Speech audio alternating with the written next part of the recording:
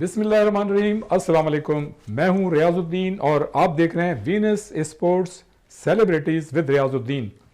जनाब, साल 2026 नया साल आप सबको मुबारक हो।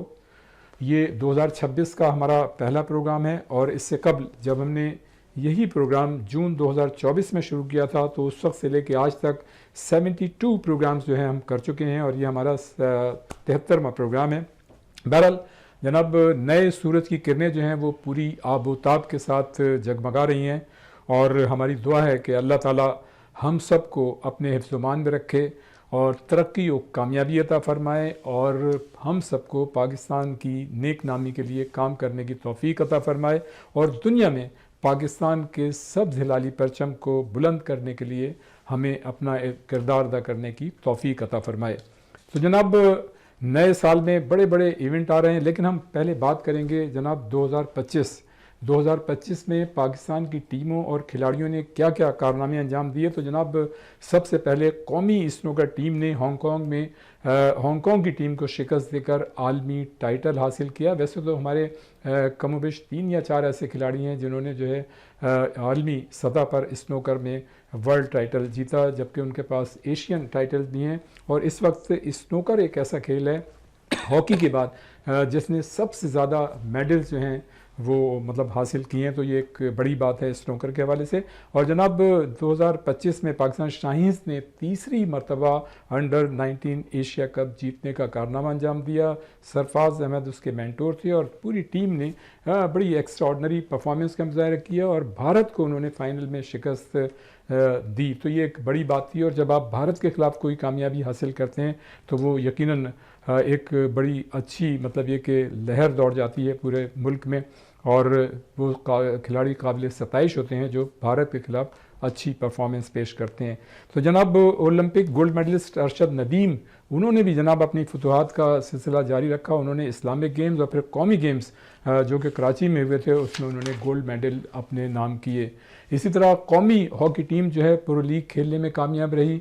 बड़े से अरसे के बाद पाकिस्तान ने अंडर 19 एशिया कप हॉकी में सिल्वर मेडल हासिल किया। आपको पता है कि हालिया सालों में पाकिस्तान हॉकी टीम जो है वर्ल्ड कप और ओलंपिक और चैम्पियंस ट्रॉफ़ी जो है वो भी नहीं खेल सकी, बल्कि उसके क्वालिफाइंग राउंड में भी फ़तह नहीं हासिल कर सकी। और इस वक्त जो है पाकिस्तान हॉकी अपनी बका की जंग जो है लड़ रही है।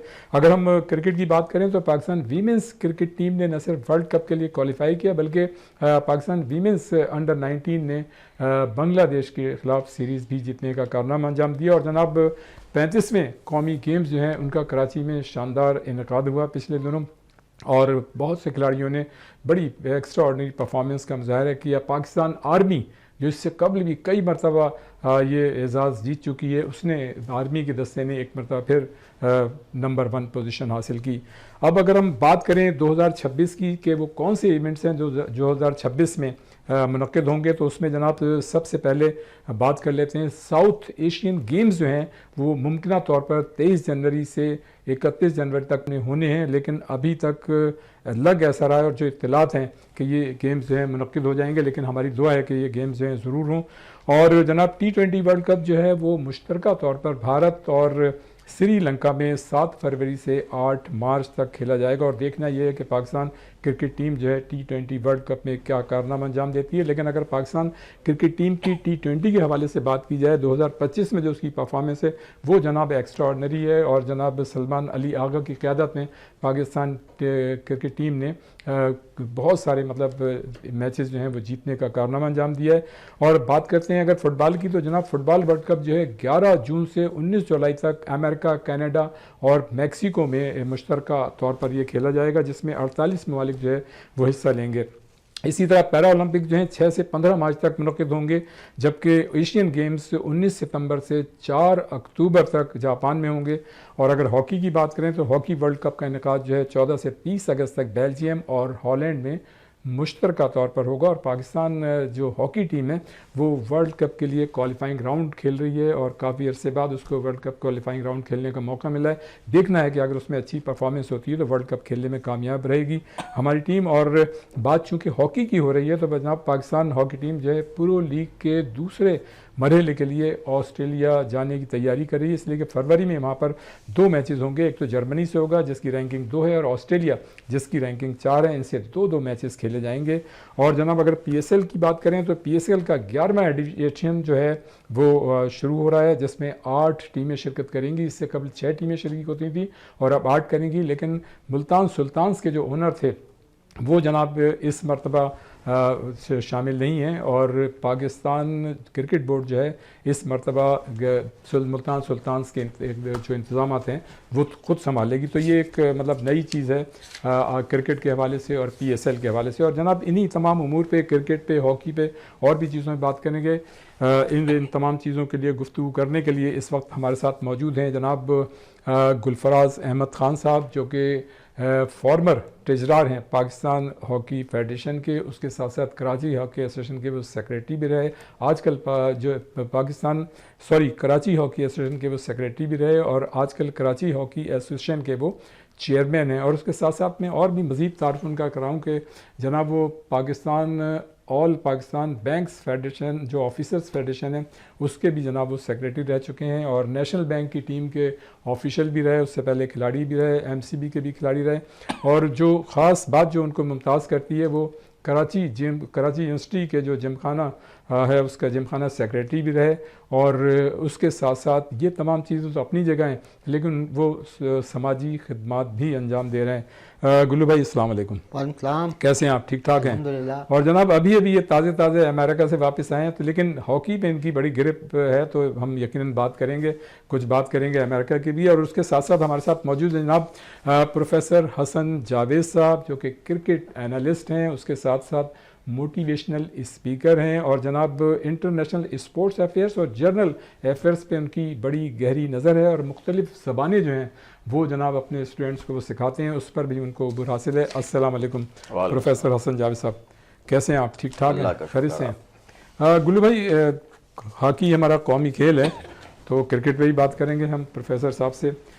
پاکستان ہاکی فیڈریشن کے الیکشن جو ہیں وہ ڈیو ہیں، اچھا ایک طرف پاکستان ہاکی فیڈریشن اور ایک طرف پاکستان اسپورٹس بورڈ، اور معاملہ جو ہے مطلب اس وقت رسہ کشی کا شکار ہے، تو یہ معاملہ کس طرح سے آگے چلے گا؟ اس لیے کہ پاکستان اسپورٹس بورڈ جو ہے فنڈز بھی دیتا ہے، وہ چاہتے ہیں کہ الیکشن جو ہے ان کے امبریلا کے نیچے، پاکستان ہاکی فیڈریشن جو ہے وہ چاہتا ہے کہ خود ہوں، اور پھر اسکروٹنی کا بھی معاملہ ہے، کیا کہیں گے؟ بسم اللہ الرحمن الرحیم۔ سب سے پہلے تو آپ کا بہت شکریہ، اور میری جانب سے بھی پوری قوم کو سال نو مبارک ہو، اور میری بھی دعا یہ ہے کہ اللہ تعالیٰ اس ملک کو ترقی دے، اس ملک میں امن قائم رہے، دنیا کے شر سے اور حسد سے محفوظ رکھے اس ملک کو، اور اللہ تعالیٰ ہم سب کو خوشیوں کے ساتھ اس ملک میں وقت گزارنے کا موقع دے۔ جو قومی کھیل کی بات ہے تو میں کئی پروگراموں میں پہلے بھی آپ کے آ چکا ہوں۔ ایشو یہ ہے کہ پاکستان اسپورٹس بورڈ جو فنڈنگ کرتا ہے اسپورٹس میں، تمام کھیلوں کی جو فیڈریشن ہیں جو ان کے زیر اثر ہیں، تو یقیناً پاکستان ہاکی فیڈریشن نے یہ فیصلہ کیا کہ جی اسکوٹنی جو ہے وہ اس کے اندر ان کا انوالومنٹ ہونا چاہیے، اور انہوں نے یہ نہیں کہ وہ کہہ رہے ہیں جی ہم کرائیں گے، بلکہ وہ کہہ رہے ہیں کہ جی پاکستان ہاکی فیڈریشن کا نمائندہ بھی ہم لیں گے، اور مختلف لوگوں کی ایک کمیٹی بنا کے اور ہم یہ اسکوٹنی اور الیکشن کرائیں گے، کیونکہ पाकिस्तान में पिछले 20-25 साल हो गए हैं कि जब भी स्क्रूटनी होती है तो उसके बाद वो मामला कंट्रोवर्शियल रहता है, और उसकी वजह ये है कि जो लोग पाकिस्तान हॉकी फेडरेशन में बैठे होते हैं वो अपने मखसूस लोगों के ज़रिए स्क्रूटनी में कामयाबी हासिल करते हैं, और जिसका नतीजा ये है कि हॉकी भी आज तबाही की तरफ गामजन है। आप देख लें कि सूरत हाल क्या है, हमारी रैंकिंग क्या है। पैसों की बात की जाती है कि फंड्स नहीं है, लेकिन फंड भी मिलते हैं। अच्छा, स्क्रूटनी का कितनी अहमियत रखती है? देखिए, स्क्रूटनी की अहमियत तो बहुत है, लेकिन मैं ये कहता हूँ, मेरा अपना मौक़िफ़ ये है कि पाकिस्तान हॉकी फेडरेशन के अम्ब्रेला के तहत नहीं, बल्कि मैं कहता हूँ पाकिस्तान हॉकी फेडरेशन पर एडहॉक लगाया जाए और एक गैर जानिबदार कमेटी तश्कील दी जाए और वो स्क्रूटनी पूरे पाकिस्तान में कराए। हम तो चाहते ही यही हैं कि जो बोगस क्लब हैं जिसके ज़रिए लोग मुसल्लत हो जाते हैं मुख्तलिफ शहरों में, पाकिस्तान हॉकी फेडरेशन इस जो मैंने कहा ना कि 20-25 साल का रेजिम जो है, इससे पहले पाकिस्तान हॉकी फेडरेशन के सदर और सेक्रेटरी कभी डिस्ट्रिक्ट लेवल की सियासत में इन्वॉल्व नहीं होते थे। जो सूबाई एसोसिएशंस होती थी वो अपने इंतखाबात कराती थी और सूबाई एसोसिएशन जो है वोट देती थी।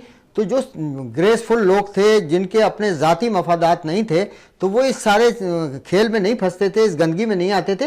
वो अपनी और वो लोग थे कि जो बगैर पैसे लिए एजाजी तौर पर काम करते थे। जब से पाकिस्तान हॉकी फेडरेशन के सदर और सेक्रेटरी तनख्वाहदार हुए और पैसों के मामलात हुए तो ये सारी गंदगी और बढ़ती चली उसके बाद। अच्छा प्रोफेसर हसन जावेद साहब, इस वक्त पाकिस्तान के लिए क्रिकेट टीम के लिए जो सबसे अहम मतलब उनका टारगेट है वो T20 वर्ल्ड कप है, जो फरवरी से मतलब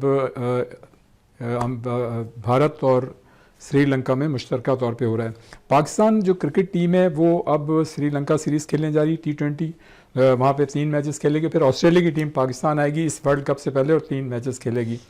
2025 में पाकिस्तान की T20 में परफॉर्मेंस बहुत अच्छी रही, लेकिन हम सारी मीडियोकर टीमों से ज़्यादा मैचेस जीते हैं।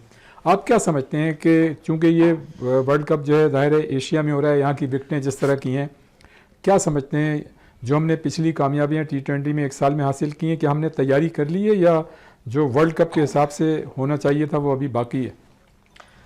बिस्मिल्लाहिर्रहमानिर्रहीम, बहुत शुक्रिया। देखिए 2025 में जो परफॉर्मेंस है वो तो नो डाउट बेहतरी की तरफ आई है हमारी टीम की, लेकिन बात जहाँ तक रही अभी वर्ल्ड कप की, तो जो श्रीलंका टीम जा रही है तो यहाँ पे आप गौर कीजिए कि बाबर आजम नहीं जा रहे हैं इस टीम के अंदर। बाबर आजम को उन्होंने ऑस्ट्रेलिया के साथ इंगेज करना है जब ऑस्ट्रेलिया ने इधर आना है। और वहाँ पे जो मैं समझ रहा हूँ कि पाकिस्तान ने जो थिंक टैंक है हमारे क्रिकेट बोर्ड का, इन्होंने ख्वाजा नाफे और उस्मान खान को चेक करना है श्रीलंका के दौरे पर। उनमें से फिर किसी एक को फाइनल किया जाना है। हम ये जानते हैं कि इस बार हमारे स्क्वाड में सलमान मिर्ज़ा की शक्ल में भी एक पेसर है। सही। और शाहीन शाह अफरीदी के हवाले से कुछ इतलात हैं कि he is not completely fit right at the moment, but हो जाएंगे, उनका कहना है रिहैब कर लेंगे और प्रैक्टिस करेंगे जो भी है। लेकिन हम बहुत अच्छी तरह जानते हैं कि जो वर्ल्ड कप इवेंट है इसमें 100% फिट खिलाड़ियों को जो है they get the chance to perform. तो इस सूरत में अगर शाहीन शाह अफरीदी फिट नहीं होते हैं तो सलमान मिर्ज़ा के ऊपर भी जिम्मेदारी आएगी, और अल्लाह करे कि शाहीन शाह अफरीदी फिट हो जाए। तो तैयारी बहुत अच्छी है, इसमें मैं क्रेडिट दूंगा मोहसिन नकवी साहब को कि मोहसिन नकवी साहब ने ईमानदारी के साथ टीम पर काम किया, क्योंकि हमारे लिए बहुत ज़्यादा वो एम्बैरसमेंट वाली मूवमेंट थी जब इंडियन खिलाड़ियों ने जो एशिया कप में किया। जी बिल्कुल। वहाँ से इन्होंने रियलाइज कर लिया था कि ऐसे जो है वो मामलात नहीं चल सकते। और 2025 में हमने फिर उसके बाद देखा कि बड़ी तब्दीलियां आई, टैलेंटेड खिलाड़ी भी आए और परफॉर्मेंस का सिलसिला जारी रहा। तो ओवरऑल स्टार्ट से अगर आप देखें तो साइम अयूब ने भी परफॉर्म करना शुरू कर दिया। अभी लास्ट जो बिग बैश लीग है उसमें फ़खर जमान साहब ने भी अच्छी कारकर्दगी का मुजाहरा किया है, और अबरार कंटिन्यूसली परफॉर्म करते हुए आ रहे हैं। तो टीम तो अच्छी है। सही। चलिए, मतलब ये सिलसिला जारी रहेगा। यहाँ पर वक्त हुआ है एक ब्रेक का, ब्रेक के बाद फ़ौरन वापस आते हैं, यहीं से इस सिलसिले को शुरू करते हैं। एक ब्रेक।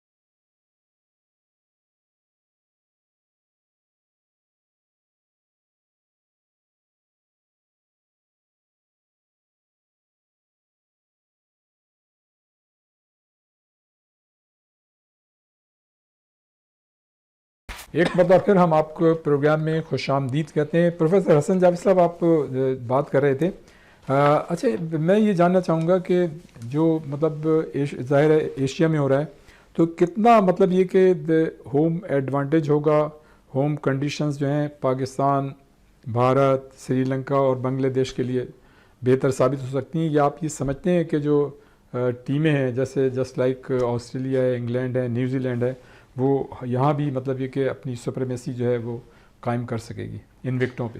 بہت ہی اچھا سوال کیا آپ نے. دیکھیے اگر ہوم کنڈیشن میں پاکستان کو ایڈوانٹیج ہے تو پھر انڈیا کو بھی ہے, ایسا نہیں, because it takes to make کوارل, تو یہ تالی دونوں ہاتھوں سے بچتی ہے. اب جہاں تک تعلق رہا آسٹریلیا کا, تو آسٹریلیا ایک ٹرو پروفیشنل سائیڈ ہے.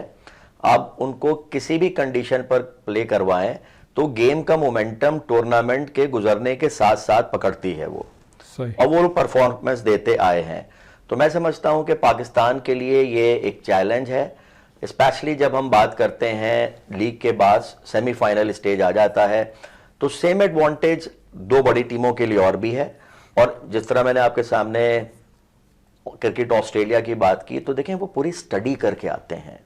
ہمارے اور ان کے گراس روٹ لیول میں بہت بڑا جنریشن گیپ ہے, اور وہ سٹڈی کر کے تمام کنڈیشن کو دیکھتے ہوئے پلیئر کو بھی فائنلائز کرتے ہیں کہ کن کھلاڑیوں کو کس موقع پر کیا ایڈوانٹیج گین کیا جا سکتا ہے. تو میں نہیں سمجھتا کہ یہ اتنا زیادہ ایزی ہے پاکستان کے لیے بھی, آلدو انڈیا کے لیے بھی. لیکن یہ ضرور ہے کہ پاکستان کچھ جگہوں پر, ہمارے جو ایکسپرٹس ہیں وہ پاکستان کرکٹ ٹیم کو ایز پر کنڈیشن کچھ ایسے ایڈوائزز دے سکتے ہیں میچ سے قبل, جس کے باعث ہم سلیکشن میں کچھ بہتری پیدا کر سکیں گے. ٹاپ 11 جو کھیلے گی اس میں ہمیں فائدہ حاصل ہو سکتا ہے.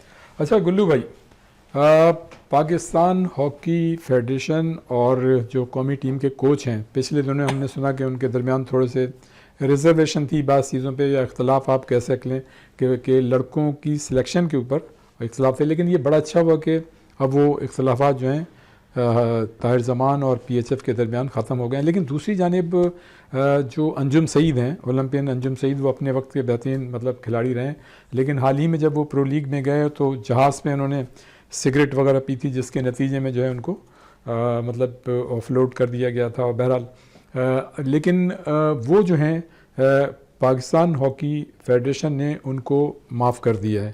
لیکن اطلاعات یہ ہیں کہ شاید وہ آسٹریلیا جو پرو لیگ میں ابھی ہماری ٹیم جانے والی ہے, آسٹریلیا, جرمنی اور آسٹریلیا سے 2 میچز کھیلے گی فیبرری میں, جس کے لیے کیمپ بھی لگ رہا ہے, اس میں وہ نہیں جائیں گے. تو آپ کیا سمجھتے ہیں کہ یہ ایک مطلب فیڈریشن کے جو اہم عہدیدار ہوتے ہیں وہ ان کو تھوڑا سا احتیاط نہیں برتنی چاہیے, چاہے وہ فیڈریشن کے لوگ ہوں یا ٹیم کے آفیشلز ہوں؟ دیکھیں بات یہ ہے کہ جب کمزور فیڈریشن ہوتی ہے, اور کمزور فیڈریشن اس لیے ہے کہ جو لوگ بیٹھے ہیں وہ خود کنٹروورشل ہیں. طارق بھٹی صاحب جو پریزیڈنٹ ہیں, ان کو نگراں وزیر اعظم نے اس کام کے لیے لگایا تھا کہ وہ انتخابات کرائیں گے اور اسکروٹنی کرائیں گے.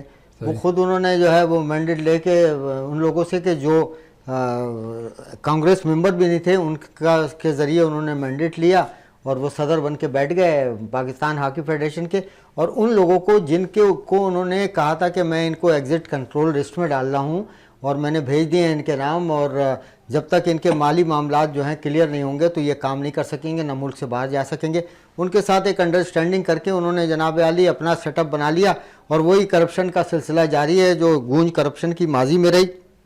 آپ کو پتہ ہے کہ یہی انجم سعید صاحب جو جن کے والد ایک بہت بڑے پلیئر تھے, ان کے اوپر پاکستان ہاکی فیڈریشن نے مالی بے ضابطگیوں کا چارج لگا کے 1 سال کی پابندی لگائی اور اس کی تشہیر کی باقاعدہ, اور اس کے بعد وہ پتہ نہیں لگا کہ معاملہ کہاں چلا گیا, کیسے دب گیا, کیا مجبوری تھی پاکستان. انجم سعید نے یہ کہا تھا نا کہ میرے پاس بھی بہت سارے راز ہیں, میں یہی اسی طرف آ رہا ہوں کہ انہوں نے کہا کہ بھائی میرے اوپر جو الزام لگایا ہے یہ تو غلط لگایا ہے, اور میرے پاس تو وہ شواہد موجود ہیں کہ یہ لوگ کام ہی نہیں کر سکیں گے, میں پھر پریس کانفرنس کروں گا اور بتاؤں گا. اس کے بعد وہ بلیک میل ہو گئی پاکستان ہاکی فیڈریشن, اور ان کی وہ پابندی ختم ہو گئی, اور ان کو پھر آفیشیل بنا کے بھی ابھی مینیجر بنا کے ٹیم کے ساتھ بھیج دیا گیا. دیکھیں جب نااہل لوگ بیٹھے ہوں گے تو جو بھی فیصلے کریں گے وہ سب غلط ہوں گے. یہ مطلب یہ کہ ایک بندے کا ایک فیڈریشن کی ذات کا معاملہ نہیں ہے, ملک کی نیک نامی اور بدنامی کا معاملہ ہے. تو اگر پاکستان ہاکی فیڈریشن میں وہ لوگ بیٹھے ہیں کہ جن کو یہ بھی نہیں پتا کہ ان کو جن لوگوں کو آفیشل لگانا ہے ان کی تربیت کیسی ہے, ان کو تمام چیزوں کی معلومات ہیں نہیں ہیں, وہ دنیا میں کیا کرتے پھرتے ہیں. تو اگر وہ ایسے لوگوں کو تعینات کریں گے تو رزلٹ یہی آئے گا. اور اس کے اوپر کوئی وضاحت آج تک پاکستان ہاکی فیڈریشن نہیں کر سکی, جبکہ سوشل میڈیا پہ مسلسل یہ چیزیں آتی نہیں, بلکہ اس میں تو اور بھی کچھ چیزیں تھیں کہ جو آئیں جس پہ کو میں ذکر بھی نہیں کرنا چاہتا, کیونکہ اس کو ذکر کر کر کے بھی ہم نے اس اپنے قومی کھیل کو اور بدنام کیا ہے. تو میں تو یہ کہتا ہوں کہ ونس فار آل ایک دفعہ فیصلہ ہونا چاہیے, حکومت اس پہ کوئی سخت اقدامات کرے کہ کوئی اچھے لوگ, جیسے ماضی میں پاکستان ہاکی فیڈریشن کے لوگ جو ہوا کرتے تھے وہ بغیر معاوضے کے اداروں کے سربراہ ہوتے تھے. آپ ایئر مارشل نور خان تھے, ایئر مارشل فاروق فیروز خان تھے, پی آئی اے کے چیئرمین ہوتے تھے اور وہ اعزازی طور پہ کام کرتے تھے. جو سیکریٹری ہوتے تھے وہ بھی تنخواہ دار نہیں ہوتے تھے. اب جب یہ سارے لوگ پیسوں کے لیے آ کے بیٹھ جائیں گے تو پھر بچوں کو نہ ڈیلیاں ملیں گی, جو چیزیں اور مارکیٹ میں آتی رہتی ہیں. اچھا گلو بھائی, آپ پاکستان ہاکی فیڈریشن کے ٹریجرر بھی رہے, آپ کے زمانے میں میر ظفر اللہ خالد جمالی تھے, اور بھی مطلب خالد محمود صاحب سیکرٹری ہوا کرتے تھے, ان کے ساتھ آپ نے کام کیا, آپ ٹریجرر تھے. ڈیلی الاؤنسز کا معاملہ کھلاڑیوں کا بڑا چل رہا ہے, آپ کیا اس زمانے میں بھی اسی طرح کے حالات تھے؟ اس زمانے میں کوئی ایسا ایشو نہیں تھا. میں یہاں بیٹھ کے میڈیا پہ کہہ رہا ہوں کہ اس زمانے میں پیسے ہی نہیں تھے. جب جمالی صاحب پریزیڈنٹ بنے تو میں نے 2 کروڑ روپے اپنے اس وقت ہمارے پریزیڈنٹ تھے سید علی رضا صاحب, ان سے ریکویسٹ کی. حالانکہ کچھ مسرت اللہ خان کے زمانے میں کوئی کنٹروورسی ہوئی تھی نیشنل بینک کی اور پی ایچ ایف کی, تو نیشنل بینک کے بورڈ نے منع کر دیا تھا کہ ہم جو ہے پاکستان ہاکی فیڈریشن کو کوئی پیسہ نہیں دیں گے. تو میں نے ریکویسٹ کی اپنے پریزیڈنٹ صاحب سے کہ صاحب یہ قومی کھیل ہے اور اس وقت بہت مالی معاملات خراب ہیں, تو 2 کروڑ روپے میں نے نیشنل بینک سے ان کو دلوائے تھے. جبکہ ریاض بھائی آپ کو یاد ہوگا کہ پاکستان ہاکی فیڈریشن میں یہ فیصلہ ہوا تھا کہ جو پیسے لے کے آئے گا اس میں 30% اسے کمیشن ملے گا. تو میں نے 2 کروڑ روپے دلوائے تھے, تو مجھ سے لوگوں نے کہا کہ یار یہ تو 30% آپ کا رائٹ ہے. میں نے کہا جس ادارے سے میں لے رہا ہوں وہاں میری عزت کیا ہے مجھے پتا ہے, اور جس کو میں دلوا رہا ہوں قومی کھیل کو وہاں میرا کیا مقام ہے, تو میں یہ پیسے نہیں لوں گا. لیکن یہ بھی ایک چارج ہے آصف باجوہ پہ کہ انہوں نے کمیشن لیا, اپنے سالے کے اکاؤنٹ میں ڈالے, اور وہ بھی پیرا لگا ہوا ہے, ایف آئی اے انکوائری کر رہی ہے. اس کا مطلب ہے کہ آپ کے دور میں سارے معاملات آئیڈیل تھے یا تھا کوئی معاملہ؟ نہیں, وہاں اس وقت ایسی کوئی صورتحال نہیں تھی, اور یہی گروپ تھا, یہی ٹولہ تھا. میں گروپ کیا, یہ ٹولہ ہے, مخصوص ٹولہ. انہوں نے ہی نعرے لگائے تھے گو جمالی گو کے, اس لیے کہ ان کے جو مالی فوائد تھے وہ سب بند ہو گئے تھے اور ایک فیئر طریقے سے کام ہو رہا تھا. اولمپئن خالد محمود کوئی چھوٹے نہیں تھے, وہ بھی اپنے وقت کے بہترین رائٹ آؤٹ تھے, دنیا کے ورلڈ کپ کے فاتح ٹیم کے کپتان تھے. تو اور جمالی صاحب جو تھے انتہائی شریف آدمی تھے, ان کو یہاں سے پاکستان ہاکی فیڈریشن سے کوئی پیسے نہیں کمانے تھے, انہوں نے تو پیسے لالا کے دینے تھے. تو یہی ٹولہ تھا. میں بالکل آج بیٹھ کے کہہ رہا ہوں, اور یہ پورے پاکستان کو پتہ لگنا چاہیے کہ 94 کا, یا بھی ہمارے دوست جو بیٹھے ہیں انہوں نے, پروفیسر حسن جاوید صاحب نے ایک سوال کیا تھا کہ 94 کا ورلڈ کپ جن لوگوں نے جیتا تھا اس کے بعد انہوں نے سیاست شروع کر دی, اور آپ کو یاد ہوگا کہ وہیں سے جو خرابی ہوئی ہے آج تک وہ تباہی چل رہی ہے. اور یہ 3 آدمی تھے, جس میں رانا مجاہد تھا, جس میں آصف باجوہ تھا, جس میں ہمارے قومی ہیرو شہباز سینئر صاحب تھے. اس سازش میں ملوث تھے جو وہ اسٹرائک ہوئی تھی اور کنٹروورسی شروع ہوئی تھی. اچھا پروفیسر حسن جاوید صاحب, سلمان علی آغا پاکستان T20 کرکٹ ٹیم کے کپتان, بڑے خوش قسمت کپتان, ان کی ظاہر کپتانی پاکستان نے بڑے میچز جیتے, بڑا اچھا ریکارڈ ہے, لیکن T20 ٹیم کی جو ان کی پرفارمنس ہے وہ اتنی زیادہ بہتر نہیں ہے. تو آپ کیا سمجھتے ہیں کہ اب جو یہ ورلڈ کپ آ رہا ہے T20 کا, اس میں کیا اسٹریٹجی ہونی چاہیے, کیا کس طرح سے ان کو مطلب ایکٹ کرنا چاہیے؟ اس لیے کہ ون ڈے میں ان کی پرفارمنس اچھی ہے لیکن T20 میں نہیں ہے, لیکن ایز اے کپتان وہ کامیاب کپتان ہے. جی بالکل. دیکھیں سلمان علی آغا کا جہاں تک تعلق ہے تو وہ تھوڑا سا گیم مومنٹم پکڑنے میں سلائٹلی ٹائم زیادہ لے لیتے ہیں, لیکن یہ کہ ایک اچھے فیلڈر بھی ہیں وہ, اور اسی کے ساتھ ساتھ وہ اسٹریٹجی جو ہے وہ کانسٹنٹ نہیں رکھتے, ویریٹ کرتے ہیں جس طرح کی ریکوائرمنٹ ہو, جو کہ ایبلٹی ایک ٹو سم ایکسٹینٹ سرفراز احمد کے اندر تھی بلٹ ان, کہ وہ بھی اپنی اسٹریٹجیز چینج کر رہے ہوتے تھے. تو اچھا فیصلہ ہے اس وقت, جبکہ اب ٹورنامنٹ میں ٹائم بہت کم رہ گیا ہے. 30 جنوری آپ کے بل میں ہوگا, ڈیڈ لائن ہے آئی سی سی کی طرف سے کہ آپ نے جو بھی تبدیلیاں کرنی ہیں آپ کر لیں, لیکن اس طرح کا ڈیسیشن جو ہے وہ ہم نہیں لے سکتے. باقی جہاں تک تعلق رہا کہ آپ یونس خان بھی جب انہوں نے چیمپئن شپ جتوائی پاکستان کو, ورلڈ چیمپئن شپ آئی سی سی کی 2009 میں, اس وقت بھی وہ 100+ ٹیسٹ میچز کھیل چکے تھے اور ٹیسٹ میں بھی وہ ہمیشہ پرفارم کرتے تھے. تو سلمان آغا بھی ٹیسٹ کھیلتے ہیں پاکستان کی طرف سے, تو ٹیمپرامنٹ ان کا اسٹرانگ ہے, اور میں سمجھتا ہوں کہ کھلاڑی جو سلیکٹ کیے گئے ہیں وہ بہترین ہیں. جیسا کہ ایک ذرائع سے خبر آ رہی ہے کہ 14ویں نمبر پر حارث رؤف کا ہی نام فائنل ہونا ہے. صحیح. تو میں سمجھتا ہوں کہ forget for a moment about Asian Cup delusion by Mr. Haris رؤف جو انہوں نے کی جہاں پاکستان ہارا ایشیا کپ کے اندر, لیکن اس کا ہرگز یہ مطلب نہیں ہوتا کہ آپ کسی کے کریئر کو ہی ختم کرنا شروع کر دیں. جیسا کہ گلو بھائی ابھی بتا رہے تھے کہ 94 ورلڈ کپ کے بعد کچھ لوگ جو کہ ہیرو تھے وہ بعد میں کچھ ڈیفرنٹ کینواس کے اندر انوالو ہوئے, کنٹروورسی کے اندر انوالو ہوئے. تو ایسا ہوتا اسی وقت ہے جس کا جواب بھی گلو بھائی دے رہے تھے کہ جب فیڈریشن کمزور ہوتی ہے. جہاں پہ فیڈریشن کمزور ہوگی وہاں پہ معاملات ہوتے ہیں. الحمدللہ اس وقت محسن نقوی صاحب آل ان آل ہیں اور چیزوں کو دیکھ رہے ہیں, اور مجھے امید ہے اللہ کی ذات سے. بس میں ایک چیز یہاں پہ ضرور کہوں گا کہ انما الاعمال بالنیات, ٹھیک ہے ساری چیزیں اچھی ہیں, سب کچھ ہے, اور نیت بھی انشاءاللہ تعالی مناسب ہو, پازیٹیو ہو, تو فتح جو ہے وہ پاکستان ٹیم کے قدم چوم سکتے. اچھا, ابھی شاہین شاہ آفریدی کی ہم بات کر رہے تھے. شاہین شاہ آفریدی جو ہیں ایک مرتبہ پھر جو ہے انفٹ ہو گئے ہیں. تو ان کا انفٹ ہونا ظاہر ہے ورلڈ کپ سے پہلے ابھی ہمیں سیریز کھیلی ہیں سری لنکا سے, پھر ہم نے آسٹریلیا سے کھیلنی ہے. اس سے پہلے بھی ہمارے کھلاڑی جو ہیں آن اینڈ آف انجریز کا شکار ہوتے رہے ہیں.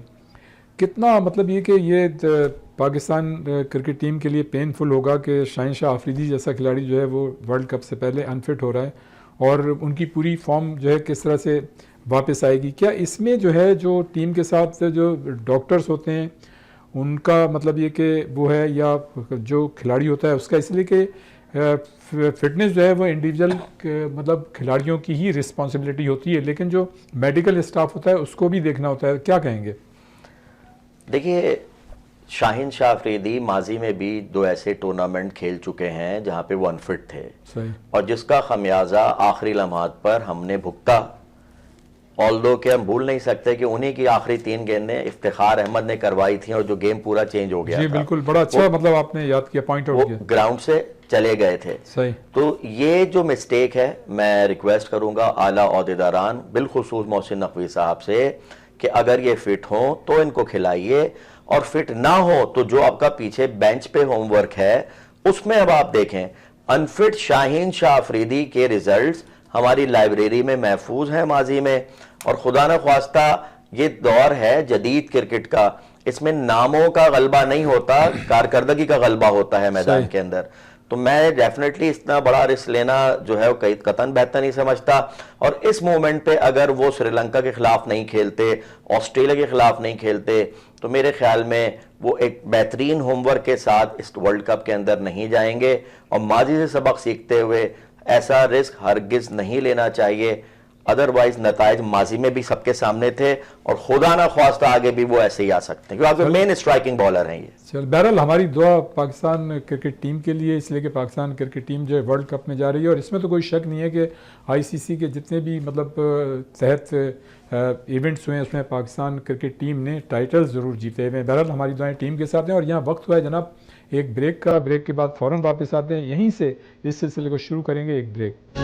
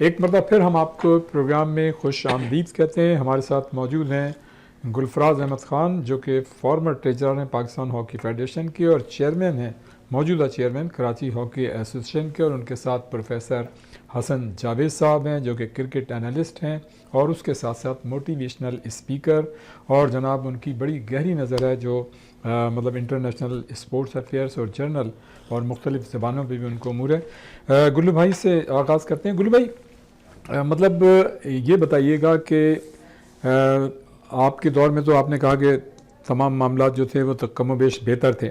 اچھا اب بڑی کنٹروورسی چل رہی ہے کہ جیسا ہم نے پچھلے دنوں سنا کہ طاہر زمان کو شاید پاکستان ہاکی فیڈریشن جو ہے وہ چینج کرنا چاہتی ہے. ظاہر اختلافات تھے تو انہوں نے یہ بات سامنے آئی کہ شاید چینج کریں گے, پھر اس کے بعد معاملات جو تھے سدھر گئے. اچھا ہے, معاملات سدھرنے چاہیے. فیڈریشن اور جو اسٹاف ہوتا ہے قومی ٹیم کا, کوچز یا مینیجر, آپ کیا سمجھتے ہیں کہ کوچ جو ہے وہ پاکستانی ہونا چاہیے یا مطلب غیر ملکی کوچ ہونا چاہیے؟ اس لیے کہ اس میں بڑی مطلب مختلف آرا پائی جاتی ہیں, اس لیے کہ آپ چونکہ فیڈریشن میں رہے ہیں تو I think you know very well H and every thing. دیکھیں جی, پاکستان ہاکی فیڈریشن کا جو بھی کوچ ہو وہ اگر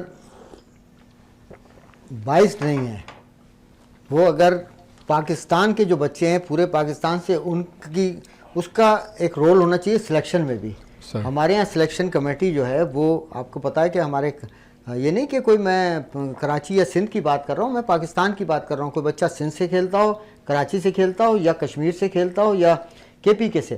ہمارے 3-4 بچے تھے کہ جنہوں نے پرفارم کیا. پچھلے جو آپ نے ایک جیت کا بھی ذکر کیا تھا, تو ہمارے بچے یہاں سے گئے, وہاب تھا اور کئی 2-3 بچے تھے, اور انہوں نے پرفارم بھی کیا. لیکن صرف اس بنیاد پہ کہ چونکہ ہمارے معاملات پاکستان ہاکی فیڈریشن کے ساتھ سندھ ہاکی ایسوسیشن اور کراچی ہاکی ایسوسیشن کے معاملات ان کے ساتھ ٹھیک نہیں ہیں, اور ٹھیک اس لیے نہیں ہے کہ ہم ان کو کہتے ہیں کہ یہ جو ہیں ان کی ساری جو ایکٹیویٹیز ہیں وہ اللیگل ہیں, اور یہ ان کا اختیاری نہیں ہے کسی قسم کے ان تمام فیصلوں کرنے کا جو یہ کر رہے ہیں. رانا مجاہد صاحب جو ہیں وہ اللیگل ہیں, اور کئی دفعہ پاکستان اسپورٹس بورڈ نے ان کا نام بھی ہٹایا پی ایچ ایف کی اس سے لسٹ سے کہ بھئی یہ نہیں ہے پی ایچ ایف کے سیکریٹری, اور کوئی ان کے ساتھ جو ہے وہ کراسپونڈنس بھی نہیں کرتے. تو یہ ایک ڈسپیوٹڈ میٹر ہے. تو ہماری جو کراچی ہاکی ایسوسیشن ہے یا سندھ ہاکی ایسوسیشن جو ہے وہ پچھلی اسکوٹنی جو بالکل فیئر طریقے سے ہوئی تھی, اس کے بعد جو الیکٹرول لسٹ تھی اس کی بنیاد پر انتخابات ہوئے, اور اب کراچی میں اور سندھ ہاکی ایسوسیشن میں ایک پیرلل گروپ بٹھا دیا پاکستان ہاکی فیڈریشن نے اللیگلی, جس کے صدر جو ہیں آپ کو پتہ ہے کہ وہ خواجہ اظہار الحسن صاحب کو بنا دیا. میں نے پہلے بھی ایک پروگرام میں کہا تھا کہ خواجہ بھائی آپ کو اس شہر کے لوگوں نے بڑا مینڈیٹ دیا ہے, وہ کام آپ کریں جو آپ کی ذمہ داری ہے. یہ ہاکی جن کی ذمہ داری ہے جو اولمپئن انٹرنیشنل پلیئر ہیں, حنیف خان کراچی کے اولمپئن حنیف خان سیکریٹری ہیں, ان سے زیادہ بہتر کوئی ہاکی چلا سکتا ہے. کہ جو میں یہاں اس پروگرام میں لوگوں کی شاید علم میں یہ بات نہ ہو کہ منظور جونیئر, حنیف خان, کلیم اللہ, ناصر علی, یہ وہ پلیئر ہیں جن کے پاس پاکستان میں سب سے زیادہ گولڈ میڈل ہیں, جنہوں نے جونیئر ورلڈ کپ کا بھی گولڈ میڈل جیتا ہوا ہے, جنہوں نے اولمپک کا بھی گولڈ میڈل جیتا ہوا ہے, اور جنہوں نے ورلڈ کپ کا بھی میڈل جیتے ہیں, Asian games, champions trophy, 9 gold medal ہیں ان کے پاس. تو وہ جو ہاکی حنیف خان صاحب موجود ہوتے ہیں شام کو کیچے گراؤنڈ پر, اور جس طریقے سے, اور آپ کو یاد ہوگا کہ ان کی کوچنگ اور ہم سب کی کراچی ہاکی ایسوسیشن کی محنت کے نتیجے میں جب باجوہ صاحب آرمی چیف تھے اور انہوں نے پاکستان کا انٹر کلب کرایا تھا, تو 700 کچھ کلب جو تھے ان میں کراچی کا جو کلب تھا یوتھ ہاکی کلب وہ فائنل کھیلا تھا, اور آرمی چیف صاحب اتر کے آئے اور انہوں نے تعریف کی کہ یہ ینگ بچے ہیں, ایج وائز بھی بالکل, اور ہم وہاں پہ کامنٹری کے لیے موجود تھے. ریاض بھائی آپ اس میں خود کامنٹری میں موجود تھے. تو جو محنت کی گئی اس کے نتیجے میں جو بچے آگے آ رہے تھے وہ پاکستان کا اثاثہ ہیں, وہ گلفراز, حیدر یا حنیف خان کا جسم کا حصہ نہیں ہیں, وہ بچے پاکستان کے بچے ہیں. ان کے ساتھ یہ زیادتی کریں گے. اور ابھی جیسے پروفیسر حسن جاوید صاحب نے کہا کہ انما الاعمال بالنیات, جب آپ کی نیتیں ٹھیک نہیں ہوں گی, جب آپ بدنیتی پر مشتمل ٹیمیں بنائیں گے تو رزلٹ تو یہی آئیں گے. ابھی بڑا شور تھا کہ پرو لیگ ایک ابھی گئے 4 میچ کھیلیں اور اس کا رزلٹ آپ کے سامنے کہ کتنے گول کھائیں, اور آگے صورتحال بھی ابھی پتہ نہیں کہ کہاں جاتی ہے. تو میں یہ کہتا ہوں کہ اتنی تمام باتوں کی وجہ مجھے تو حیرت ہے کہ پرائم منسٹر صاحب یا ہمارے جو آرمی چیف ہیں فیلڈ مارشل صاحب, جو اس وقت ماشاءاللہ ان کا ایک مقام اور ان کی ایک حیثیت دنیا میں ہے. بار بار ان سے اپیل کی جا رہی ہے, ان سے اولمپئنز ہمارے سارے اپیل کر رہے ہیں. حسن سردار جیسے ہمارے لیجنڈ, سمی بھائی چینلز پہ بیٹھ کے سب کہہ رہے ہیں کہ بھائی ان لوگوں کو فارغ کیا جائے. تو میں بھی ایک ادنا کارکن کی حیثیت سے ہاکی کے اور ایک لور کی حیثیت سے پھر اس فورم پہ بیٹھ کے کہتا ہوں کہ ان کو فوری طور پر فارغ کیا جائے اور اچھے لوگوں کو تعینات کیا جائے تاکہ یہ قومی کھیل اپنے راستے پر گامزن ہو اور فتوحات حاصل کرے. پروفیسر حسن جاوید صاحب, بابر اعظم نو ڈاؤٹ بہت بڑا نام موجودہ کرکٹ کا, حال ہی میں مطلب ویسے تو جنرلی ہم دیکھ رہے ہیں کہ ان کی پرفارمنس جو ہے کبھی اچھی ہو جاتی ہے کبھی خراب ہو جاتی ہے, اور وہ پرفارمنس جو کنٹینیو ایک زمانے میں دیتے تھے وہ نہیں ہے. لیکن ابھی حال ہی میں گزشتہ دنوں انہوں نے بگ بیش میں جو کہ آسٹریلیا میں ہو رہا ہے, مارکو تولارا پرفارمنس کا مظاہرہ کیا, 58 رنز بنائے, ٹیم بھی ان کی جیتی. ان کے مستقبل کو کس طرح سے دیکھتے ہیں کہ نام تو بہت بڑا ہے لیکن پاکستان کے لیے اب جو ورلڈ کپ آ رہا ہے, آپ سمجھتے ہیں کہ وہ اس بگ بیش کی جو انہوں نے پرفارمنس دی ہے اس کو دیکھتے ہوئے بہتر پرفارمنس دے سکتے ہیں؟ کیا کہیں گے؟ دیکھیے میں صرف بگ بیش کی پرفارمنس ان کی نہیں دیکھ رہا ہوں, پیچھے جو 2025 میں آخری سیریز ہوئی ہیں وہاں بھی انہوں نے کچھ موقعوں پر لمبی اننگز کھیلی پاکستان کے لیے, لیکن وہ تھوڑا سا مینٹلی ڈسٹرب بھی رہے کچھ کرکٹ بورڈ کی طرف سے, کچھ فیصلے جو ہوئے کچھ سیریز میں وہ باہر بھی رہے. تو میں سمجھتا ہوں کہ مختصر سی نہیں, ابھی کافی کرکٹ باقی ہے ان کے اندر, ان کو کانفیڈنس دینے کی اسٹل میں سمجھتا ہوں بہت زیادہ ضرورت ہے, کیونکہ بیہائنڈ دا سین اے سے لے کے زیڈ تک کے جو مسائل ہیں وہ گلفراز بھائی نے ویسے ہاکی کی طرف جس طرح پیش کیے تو کرکٹ میں بھی ایسے کئی مسائل وہی کم و موجود ہیں. بیش کرکٹ میں بھی صحیح. آج کل جو مین مسئلہ ہے تو گراؤنڈ کا بھی کم مسئلہ نہیں ہے, کافی قبضے ہیں اور کیا کیا مسائل ہیں, ایک عام بچہ پلے نہیں کر سکتا. تو بابر اعظم کی بہترین اسکل ہے, بہترین کھلاڑی ہیں, اور انشاءاللہ تعالی اگر کرکٹ بورڈ نے کنٹینیوس ان کو سپورٹ جاری رکھی تو وہ بالکل پاکستان کے لیے بڑا نام کر سکتے ہیں. اچھا, پی ایس ایل جو ہے نو ڈاؤٹ ایک بہت ہی زبردست برانڈ بن کے سامنے آیا اور اس کا دنیا بھر میں ایک بڑا سافٹ امیج گیا ہے, اور اب اس وقت جو پی ایس ایل جو ہے وہ 11ویں ایڈیشن میں داخل ہو رہا ہے, 6 کی بجائے 8 ٹیمیں ہوں گی. لیکن ملتان سلطانز کے جو اونر تھے علی ترین, ان کا ناطہ جو ہے وہ پی ایس ایل سے ٹوٹ گیا ہے, اور اب جو ہے ملتان سلطانز کو کسی مطلب نئی اس نے تو نہیں لیا اونر نے, لیکن پاکستان کرکٹ بورڈ جو ہے خود 11ویں ایڈیشن میں اس کے انتظامات چلائے گا. کیا کہیں گے؟ یہ تعلقات اچھے رہنے چاہیے میرے خیال سے سب کے ساتھ جتنے بھی اونرز ہیں. دیکھیے یہ تو ایک ایسی مثال آپ نے پیش کی کہ اس طرح کی مثال کرکٹ کی تاریخ میں ونس ان اے بلیو مون ہے. صحیح کہ کرکٹ بورڈ ہی ان کے انتظامات سنبھال رہا ہے. رمیز راجہ صاحب آنر ہیں, مائک بیسن کوچ ہو گئے ان کے, رمیز راجہ سربراہ بنایا جا رہا ہے ان کو, جو سننے میں آ رہا ہے. جی ہاں رمیز راجہ. تو ٹھیک ہے, وقت اگر ان کے پاس کم تھا, بلڈنگ نہیں ہو سکی, اس طرح کام نہیں کیا جا سکا, تو ٹھیک ہے گو تھرو کریں, لیکن اس کا ایک مستقل حل نکلنا انتہائی ضروری ہے. صحیح. ادروائز بہتر نہیں ہے. آپ کی ورلڈ کلاس لیگ ہے, صحیح, تو اس میں آپ اس طرح چلنا مناسب نہیں. اچھا گلو بھائی, ہم فیڈریشن کو تو بڑی باتیں کرتے ہیں کہ فیڈریشن جو ہے وہ اپنی جو کام کرنے ہیں اس کو فلفل نہیں کر رہی ہے, کر نہیں پا رہی, ڈیلی الاؤنسز لینے ہیں اور بھی دوسرے معاملات, الیکشن لے لیں. آپ کیا سمجھتے ہیں جو ریجنل ایسوسیشنز ہیں یا صوبائی ایسوسیشنز ہیں وہ بھی اپنا کردار ادا کر رہی ہیں یا نہیں؟ نہیں, اس کی وجہ یہی ہے نا کہ ہر جگہ تو ڈسپیوٹ ہے, ہر جگہ کورٹ کیسز ہیں, ہر جگہ جو ہے وہ 2 پیرلل گروپ بنے ہوئے ہیں. تو جو میں نے کہا نا کہ ماضی میں جو پاکستان ہاکی فیڈریشن کا صدر اور سیکرٹری ہوتے تھے وہ صوبائی معاملات میں نہ انٹرفیئرنس کرتے تھے, نہ اپنا گروہ بناتے تھے, نہ گروپ بناتے تھے. اب اس خرابی کی وجہ سے ہاکی کے اوپر کام نہیں ہو رہا, سیاست زیادہ ہو رہی ہے, اور وہیں ہر جگہ 2 گروپ بنے ہوئے. ابھی آپ نے دیکھا کہ کراچی میں نیشنل گیمز ہوئے, تو آپ کو پتا ہے کہ جو سندھ ہاکی ایسوسیشن ہے جس کے پریزیڈنٹ جو ہیں مرتضیٰ وہاب صاحب ہیں, میئر کراچی بیرسٹر مرتضیٰ وہاب صاحب, اور اکبر قائم خانی صاحب جو ہیں اس کے سیکرٹری ہیں لاڑکانہ سے جن کا تعلق ہے. پاکستان ہاکی فیڈریشن نے ایک پیرلل گروپ بنا دیا اور اس کے وہی احسان جتوئی صاحب ہیں ان کو پریزیڈنٹ بنا دیا, اور وہ ماضی میں جو تھے رمضان جمالی جس پہ سندھ ہاکی ایسوسیشن نے सिंध ओलंपिक एसोसिएशन ने और सिंध गवर्नमेंट ने 10 साल की पाबंदी लगाई हुई है पैरेलल एक्टिविटीज करने पे, उसको सेक्रेटरी बना के, और उन्होंने कहा कि जी ये जो है नेशनल गेम्स में टीम इनकी खेलेगी, और उन्होंने अब्दुल सत्तार ईदी में ट्रायल अनाउंस कर दिए थे। लेकिन हमारी टीम खेली, हमने जो सिलेक्शन किया था, कुछ लड़कियां कराची की उन्होंने रोकी और सिंध की, जिसकी वजह से और अच्छी टीम बनती, उसके बावजूद सिंध ने ब्रॉन्ज मेडल हासिल किया और वापडा जैसी नंबर 1 टीम से एक एक गोल से मैच ड्रॉ किया, फुल मैच। चलिए, बड़ी अच्छी बात है। अच्छा, बिल्कुल आखिरी लम्हाते हैं हमारे, मुख्तसर पाकिस्तान क्रिकेट टीम जो थी अंडर 19, उसने यूएई में जनाब भारत को हरा के, आप देखें, अंडर 19 एशिया कप जीता। समीर मिन्हास ने बेहतरीन परफॉर्मेंस दी बैटिंग में और बॉलिंग में, अली रज़ा ने, और मेंटोर जो थे वो आपके सरफराज से। मुख्तसरन बताइएगा ये जो कामयाबी है कितना मतलब बूस्टअप होगा खिलाड़ियों के लिए, नेशन को एक खुशी दी इन्होंने। देखिए, खुशी तो बहुत बड़ी है जो हमारा मामला एशिया कप में इंडिया के साथ चल रहा था, फाइनल और डिफरेंट इवेंट्स में, और जिस तरह मिन्हास की आपने बात की, तो उन्होंने तो प्रूफ कर दिया। आगे यही फेडरेशन, सदर और मुख्तलिफ अहदेदारान का काम है कि वो आगे पिक करें इन लोगों को। सही।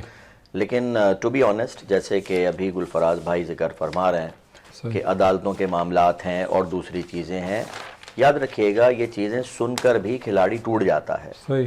फिर परफॉर्मेंस रह जाती है पीछे और वो जहनी तौर पर उस तरह खेल नहीं पाता। तो मैं ये दुआ करूँगा कि इनको कैच किया जाए। और वन मोर पॉजिटिव थिंग जो कि मैं कहूँगा इन द लास्ट, कि आपने यकीनन अपील की फील्ड मार्शल साहब से भी और सारी चीज़ें हैं, लेकिन अगर हम टॉप टू बॉटम देखें तो मसाइल देखिए रेलवे में भी हैं, स्टील मिल के भी थे, पीआईए का हाल आपने देखा। तो ये जब मुकम्मल एक इसको हम कहते हैं गैंग्रीन कैंसर, ये कैंसर है, ये कैंसर का भी इलाज पैनाडोल से नहीं होगा, वो हिस्सा ही काट के निकालना पड़ेगा। सही। अच्छा गुलू भाई, वक्त जो है तकरीबन खत्म हो गया। मुख्तसरन मतलब कोई ऐसी बात हॉकी के हवाले से या कोई भी आप बयान कीजिए, फिर उसके बाद देखें। हम तो ये कहते हैं कि 1 मिनट है हमारे पास। हमारे पाकिस्तान हॉकी फेडरेशन जो कर रही है अपनी जगह, लेकिन जो सूबाई एसोसिएशन हैं, जो जिन लोगों के पास इख्तियार है, उनको ग्रास रूट लेवल पे काम करना चाहिए और बच्चे निकालने चाहिए और हॉकी को प्रमोट करना चाहिए। जब बड़ी तादाद में क्वालिटी होगी प्लेयर्स की, क्वांटिटी होगी, तो उसमें से क्वालिटी निकल के आ जाएगी और इंशाल्लाह पाकिस्तान की हॉकी एक दफ़ा फिर अपने ट्रैक पे आएगी इंशाल्लाह ताला। जी हसन जावेद साहब, मैं आखिर में यही कहूँगा कि हमेशा आपके प्रोग्राम में आऊँ या टीवी में किसी मॉर्निंग शो में हूँ, एक ही जुमला कहता हूँ कि कुरान शरीफ तर्जुमे से पढ़ें, समझें। जब हम सब इंशाल्लाह समझना शुरू कर देंगे तो हॉकी और क्रिकेट क्या, हम हर फील्ड में ऊपर निकल जाएंगे। बहुत शुक्रिया हसन जावेद साहब, आप तशरीफ़ लाए। इंशाल्लाह आइंदा भी आपको दावत देंगे। और गुलफराज भाई, बहुत शुक्रिया, आप तशरीफ़ लाए। अभी अमेरिका से आए थे, हमने फ़ौरन आपको बुला लिया, आपका बहुत शुक्रिया। इंशाल्लाह आइंदा भी आपको दावत देंगे। तो नाज़रीन, ये था हमारा आज का प्रोग्राम। यकीनन आपको ये प्रोग्राम पसंद आया होगा। हमको इसकी फ़ीडबैक ज़रूर दीजिएगा और इंशाल्लाह ताला अगले हफ्ते किसी नई शख्सियत या नई शख्सियात के साथ एक मरतबा फिर आपकी खिदमत में हाजिर होंगे। उस वक्त तक के लिए रियाज़ुद्दीन को इजाज़त दीजिए। अल्लाह हाफिज़।